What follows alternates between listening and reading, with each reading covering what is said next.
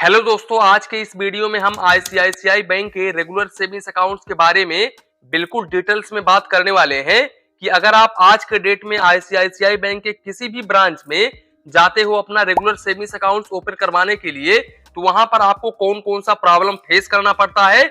इसके अलावा भाई रेगुलर सेविंग्स अकाउंट्स के ऊपर आपको कितना बेनिफिट्स देखने को मिलता है, कितना हिडन चार्जेस देना पड़ता है।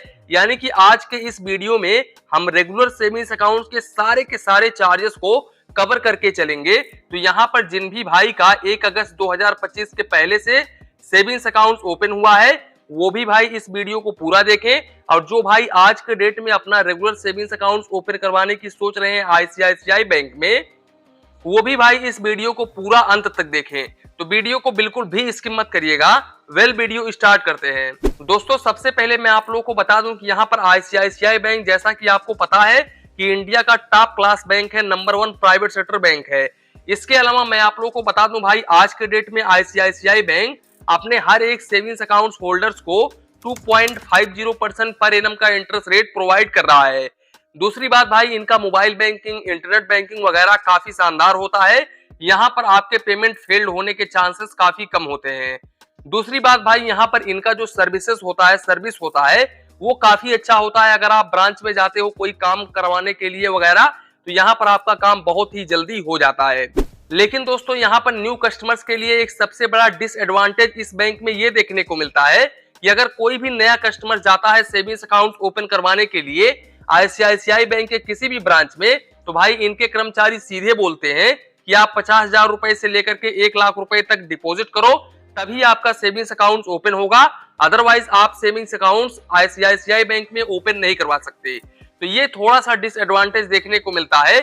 लेकिन जो ऑलरेडी आईसीआईसीआई बैंक के कस्टमर्स हैं, उन लोगों को काफी बेनिफिट्स देखने को मिलता है और उन लोगों के प्रति कर्मचारियों का व्यवहार काफी अच्छा होता है। अब हम आते हैं मिनिमम बैलेंस के ऊपर। तो देखो भाई, यहाँ पर जिन भाई लोगों का 1 अगस्त 2025 के पहले से आईसीआईसीआई बैंक में रेगुलर सेविंग्स अकाउंट ओपन हुआ है, उन लोगों को ग्रामीण लोकेशन पर 1000 रुपीज, रूरल में 2000 रुपीज, सेमी अर्बन में 5000 रुपीज और अर्बन और मेट्रो सिटीज में 10,000 rupees average monthly balance maintain करके चलना पड़ेगा।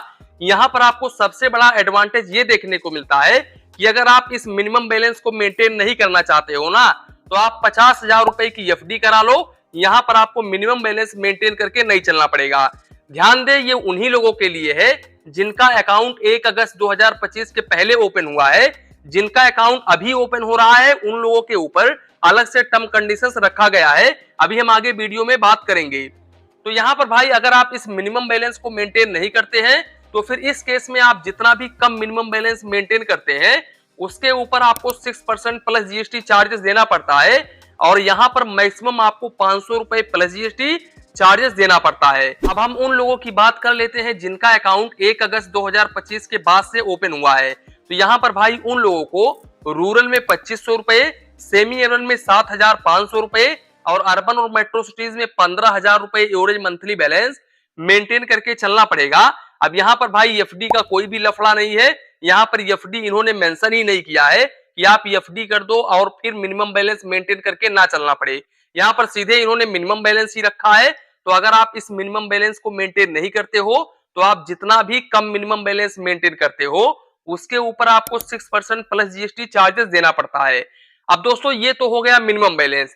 बेसिकली जिनका अकाउंट पहले ओपन हुआ है और जिनका अकाउंट 1 अगस्त के बाद से ओपन हुआ है, उन सेविंग्स अकाउंट में सिर्फ यही डिफरेंसेस है।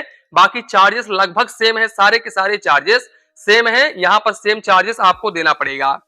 अब दूसरी बात भाई, यहाँ पर रेगुलर सेविंग्स अकाउंट्स के ऊपर आपको 25 पेज का चेकबुक पर फाइनेंशियल ईयर बिल्कुल फ्री ऑफ कॉस्ट में देखने को मिल जाता है। अब यहाँ पर अगर आप एक्स्ट्रा चेकबुक वगैरह लेते हो, तो यहाँ पर आपको 4 रुपए प्लस जीएसटी पर पेज का चार्जेस देना पड़ता है। इसके अलावा भाई 15 पैसे पर एसएमएस, यहाँ पर एसएमएस अलर्ट के ऊपर चार्जेस देना पड़ता है। और मैक्सिमम आपको 100 रुपए प्लस जीएसटी एसएमएस अलर्ट के ऊपर चार्जेस देना पड़ता है क्वार्टरली, यानी कि प्रति 3 महीने में आईसीआईसीआई बैंक में। इसके अलावा दोस्तों, अगर हम कैश डिपॉजिट को लेकर के बात करें, तो यहाँ पर देखो, आप चाहे तो सीडीएम मशीन के जरिए कैश डिपॉजिट करो, चाहे तो आप अपने होम ब्रांच के जरिए कैश डिपॉजिट करो, या फिर आप नॉन होम ब्रांच के जरिए कैश डिपॉजिट करो। यहाँ पर आप 1 महीने में 3 बार कैश डिपॉजिट बिल्कुल फ्री ऑफ कॉस्ट में कर सकते हैं। और ज्यादा से ज्यादा आप 1 महीने में 1 लाख रुपए ही बिल्कुल फ्री ऑफ कॉस्ट में कैश डिपॉजिट कर सकते हैं। अब अगर आप इस लिमिट को क्रॉस करते हैं तो फिर ऐसे केसेस में आपको 3 रुपए 50 पैसे प्लस जीएसटी पर 1000 के हिसाब से चार्जेस देना पड़ता है और मिनिमम आपको 150 रुपए plus GST per transaction charges देना पड़ता है। दूसरी बात, अगर हम कैश विड्रॉवल को लेकर के बात करें तो यहाँ पर आप चाहे तो होम ब्रांच के जरिए पैसे निकालो, चाहे तो आप नॉन होम ब्रांच के जरिए पैसे निकालो। यहाँ पर भी सेम है। यहाँ पर भाई आप 3 ट्रांजेक्शंस मंथली कर सकते हो, यानी कि 3 बार पैसे निकाल सकते हो और ज्यादा से ज्यादा आप एक महीने में 1 लाख रुपए ही निकाल सकते हो अपने अकाउंट से। चाहे तो आप अपने होम ब्रांच के जरिए निकालो, चाहे तो आप नॉन होम ब्रांच के जरिए निकालो। अब अगर आप इस लिमिट को क्रॉस करते हो तो फिर इस केस में आपको 3 रुपए 50 पैसे प्लस जीएसटी पर 1000 के हिसाब से चार्जेस देना पड़ता है और मिनिमम आपको 150 रुपए plus GST per transaction charges देना पड़ता है। इसके अलावा मैं आप लोगों को बता दूं कि भाई रेगुलर सेविंग्स अकाउंट्स के ऊपर वैसे तो आप जो भी डेबिट कार्ड चाहे वो डेबिट कार्ड ले सकते हैं, लेकिन बेसिकली आईसीआईसीआई बैंक आपको टाइटेनियम डेबिट कार्ड प्रोवाइड करता है। इस डेबिट कार्ड के ऊपर एनुअल मेंटेनेंस चार्जेस ग्रामीण लोकेशंस के कस्टमर्स को 150 रुपए प्लस जीएसटी और यहाँ पर अदर लोकेशंस के कस्टमर्स को 300 रुपए plus GST annual maintenance charges देना पड़ता है। अब दूसरी बात भाई, इस डेबिट कार्ड से 25,000 रुपए पर डे निकाल सकते हो और ऑनलाइन ट्रांजेक्शन यहाँ पर काफी हाई देखने को मिल जाता है। वैसे मैं आप लोगों को बता दूं कि ये जो मैंने 25,000 रुपए बताया है, आप इस लिमिट को बढ़ा भी सकते हो इनके मोबाइल बैंकिंग एप्लीकेशंस के जरिए। इसके अलावा यहाँ पर मैं आप लोगों को बता दूं कि भाई इस डेबिट कार्ड से आईसीआईसीआई बैंक के एटीएम से मंथली आप 5 फाइनेंशियल ट्रांजेक्शन कर सकते हैं। अब अगर आप इस लिमिट को क्रॉस करते हैं तो फिर इस केस में आपको 23 रुपए plus GST per transaction charges देना पड़ता है। मैं आप लोगों को बता दूं कि अगर आप इस डेबिट कार्ड से आईसीआईसीआई बैंक के एटीएम से बैंक बैलेंस इंक्वायरी वगैरह करते हो या फिर यहाँ पर मिनी स्टेटमेंट चेक वगैरह करते हो तो यहाँ पर आपको कोई भी चार्जेस नहीं देना पड़ता है। आप जितना मर्जी चाहे उतने बार यहाँ पर आप नॉन फाइनेंशियल ट्रांजेक्शन कर सकते हैं। दूसरी बात, अगर आप इस डेबिट कार्ड से किसी दूसरे बैंक के एटीएम मशीन से पैसे वगैरह निकालते हो या फिर यहाँ पर बैंक बैलेंस इंक्वायरी वगैरह करते हो तो फिर इस केस में आप एक महीने में 5 फाइनेंशियल और नॉन फाइनेंशियल ट्रांजेक्शन कर सकते हो और मेट्रो सिटी से मंथली में आप 3 फाइनेंशियल और नॉन फाइनेंशियल ट्रांजेक्शन कर सकते हो। अब अगर आप इस लिमिट को क्रॉस करते हो तो फिर इस केस में फाइनेंशियल ट्रांजेक्शन के ऊपर 23 रुपए प्लस जीएसटी और नॉन फाइनेंशियल ट्रांजेक्शन के ऊपर 8 रुपए 50 पैसे plus GST per transaction charges देना पड़ता है। इसके अलावा भाई रेगुलर सेविंग्स अकाउंट्स के ऊपर आपको फ्री क्वार्टरली स्टेटमेंट देखने को मिल जाता है।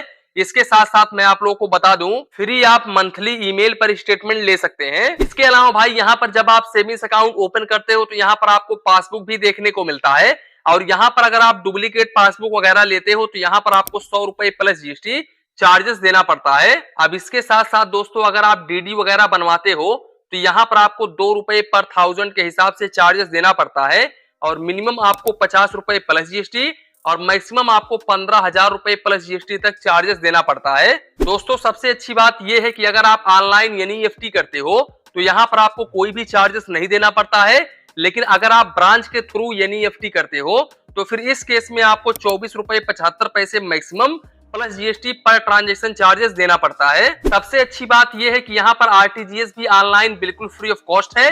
अगर आप यहाँ पर ऑनलाइन आरटीजीएस वगैरह करते हो तो यहाँ पर भी आपको कोई भी चार्जेस नहीं देना पड़ता है, लेकिन अगर आप ब्रांच के थ्रू करते हो तो फिर इस केस में आपको मैक्सिमम 45 रुपए plus GST per transaction charges देना पड़ता है। बाकी भाई अगर हम आईएमपीएस को लेकर के बात करें तो भाई आईएमपीएस के ऊपर आपको मैक्सिमम 15 रुपए plus GST per transaction charges देना पड़ता है।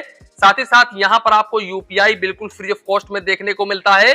जैसे कि आप गूगल पे, फोन पे, पेटीएम वगैरह करते हो तो आप पर डे या 1 लाख रुपए तक यूपीआई कर सकते हो बिल्कुल फ्री ऑफ कॉस्ट में और यहाँ पर भाई पर डे आप 20 ट्रांजेक्शन से अधिक नहीं कर सकते। इसके अलावा भाई अगर आप आईसीआईसीआई बैंक के एटीएम से किसी दूसरे देश में वहां के एटीएम मशीन पर जाते हो ट्रांजेक्शन वगैरह करने के लिए तो फिर इस केस में आपको फाइनेंशियल ट्रांजेक्शन के ऊपर 125 रुपए प्लस जीएसटी और आप जितना भी अमाउंट निकालते हो उस अमाउंट का 3.5% plus GST currency conversion charges देना पड़ता है।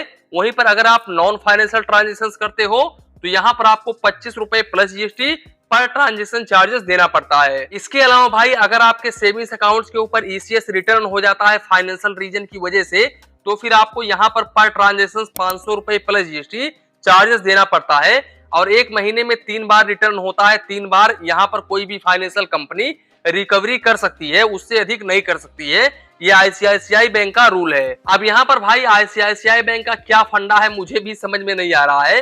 देखो यहाँ पर पहले जो 1 अगस्त के पहले से अपना सेविंग्स अकाउंट ओपन करवाए हुए हैं, उनको भाई साहब ये बोल रहे हैं कि आप एफडी कर लो, आपको मिनिमम बैलेंस मेंटेन करके नहीं चलना पड़ेगा।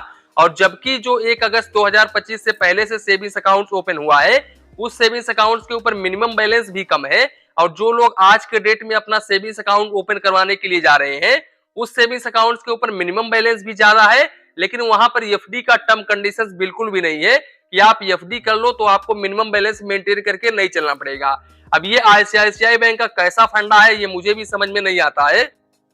वैसे आप कमेंट बॉक्स में कमेंट कर सकते हो। तो दोस्तों कुल मिलाकर के यही था आईसीआईसीआई बैंक का रेगुलर सेविंग्स अकाउंट। इसी के साथ में वीडियो समाप्त करते हैं। वीडियो पसंद आया हो तो प्लीज वीडियो को एक लाइक करिए और अपने चैनल फाइनेंस बैंकिंग को सब्सक्राइब करिए। मन में कुछ डाउट हो, कंफ्यूजन हो तो प्लीज कमेंट करिए। धन्यवाद, मिलते हैं नेक्स्ट वीडियो में।